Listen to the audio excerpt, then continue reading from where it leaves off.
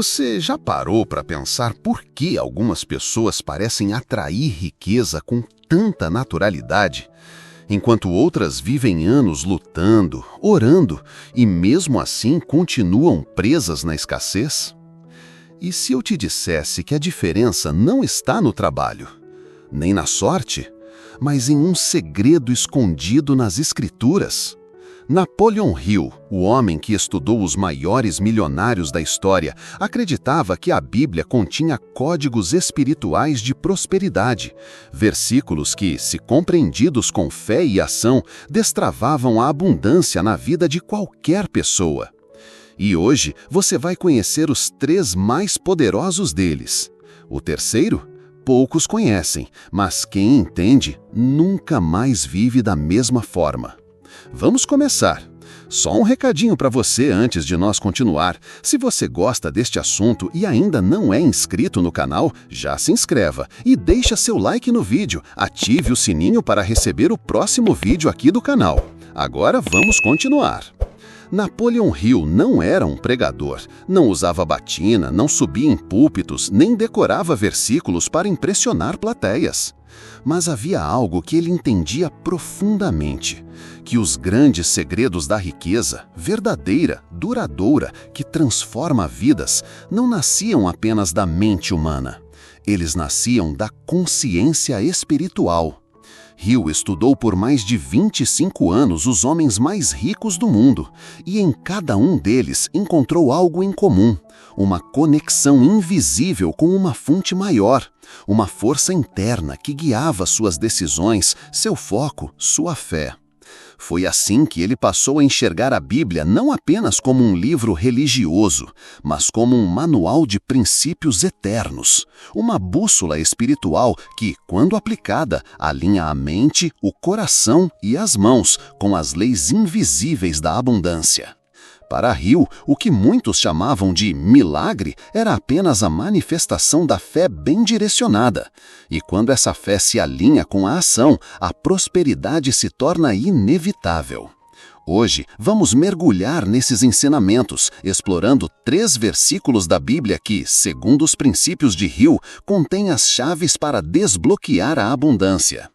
O primeiro nos ensina a honrar o que temos, mesmo quando parece pouco. E é por ele que vamos começar. Provérbios 3, 9 e 10. O princípio da honra e da abundância.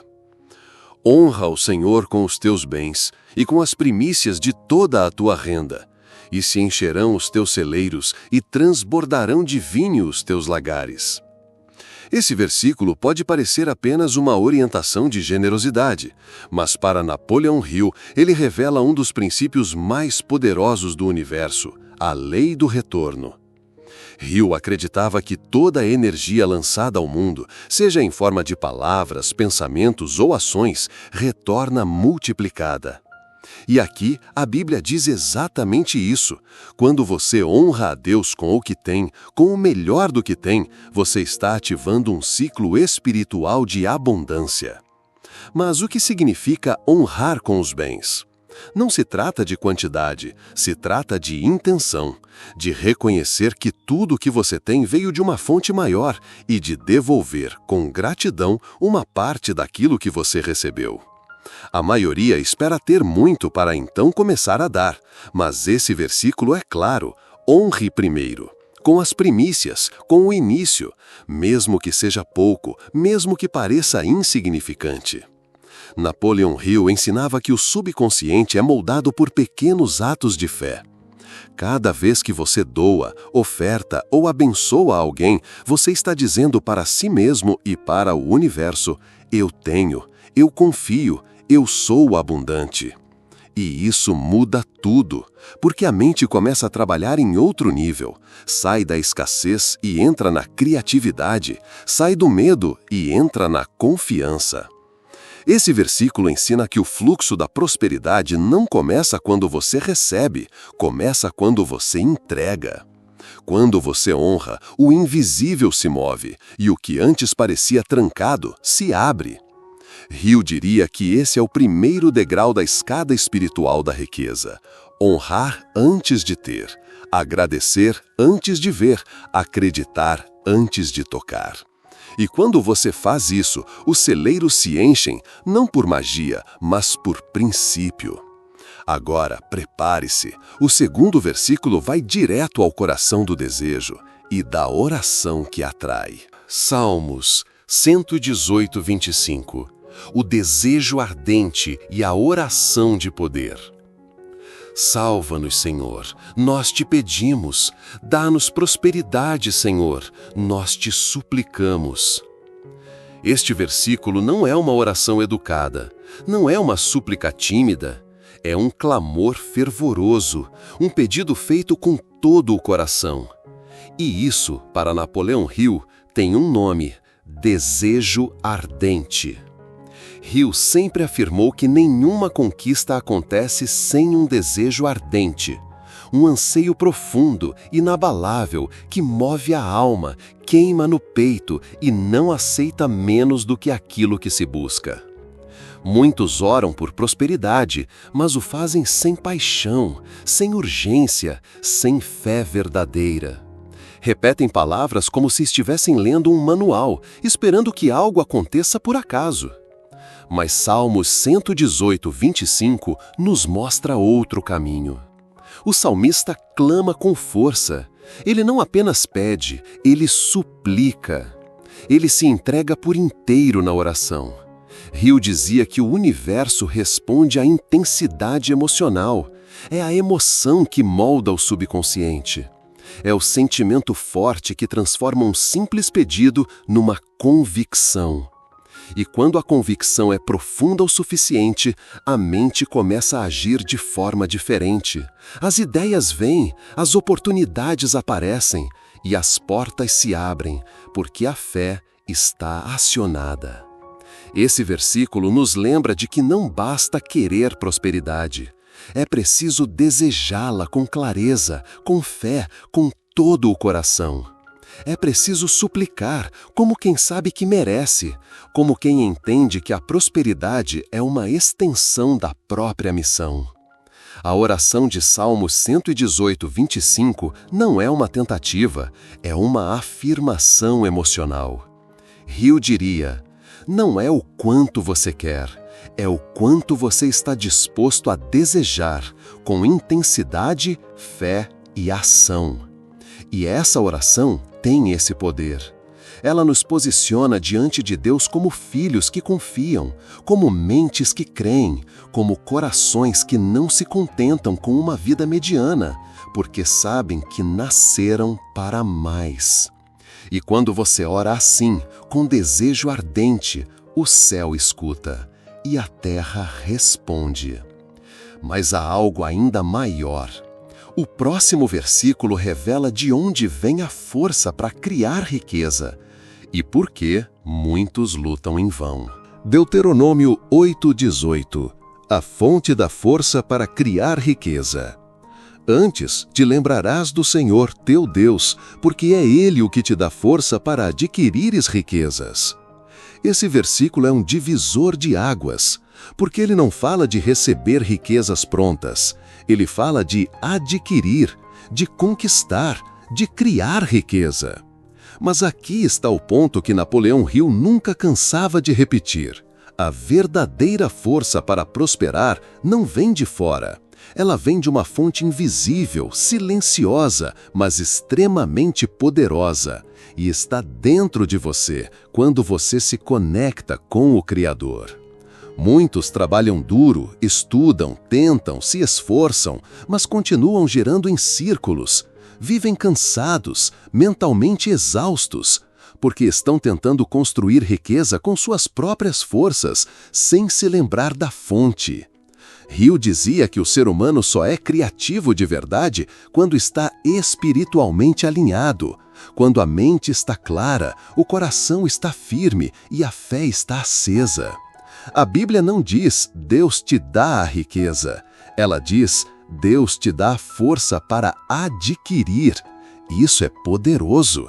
Significa que Ele te dá ideias, inspiração, estratégias, sabedoria, intuição. Mas para receber essa força, você precisa lembrar dele, colocar Deus no centro, não como um coadjuvante, mas como fonte principal de direção e poder.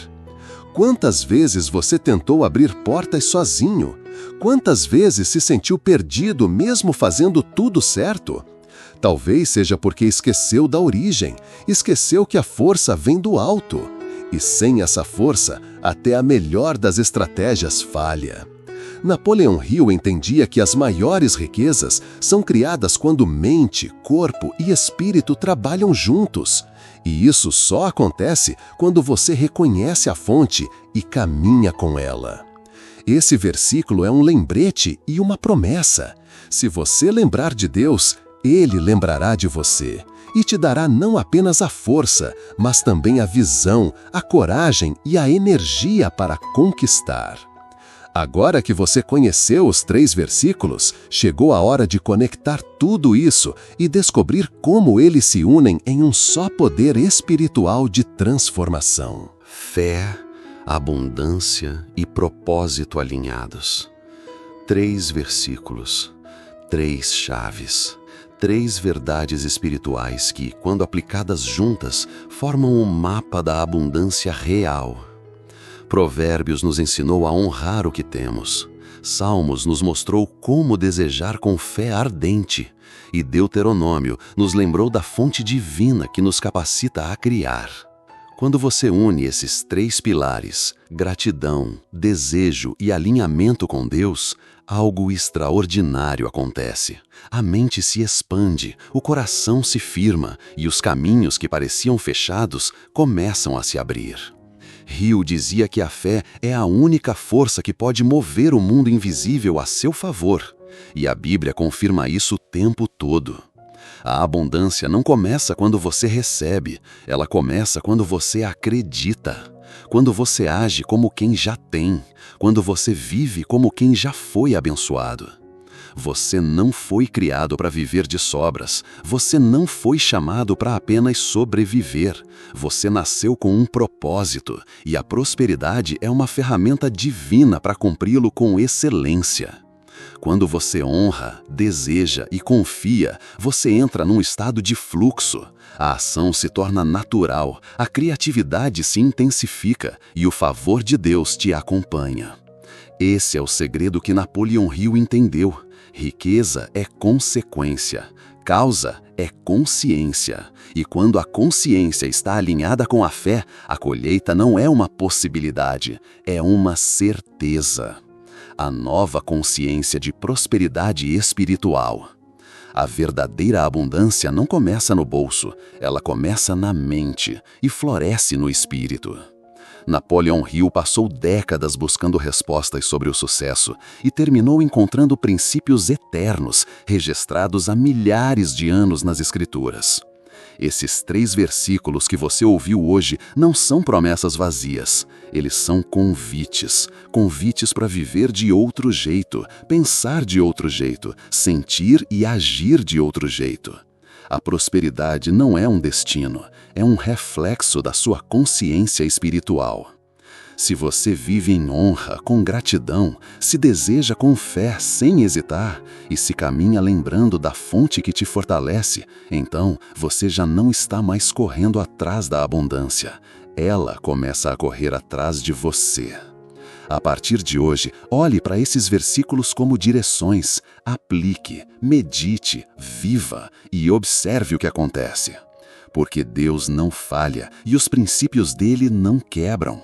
A sua vida não será transformada por saber mais, mas por aplicar com fé o que você já sabe. Você não está sozinho, você está conectado, e é esse vínculo que transforma a escassez em semente e fé em colheita.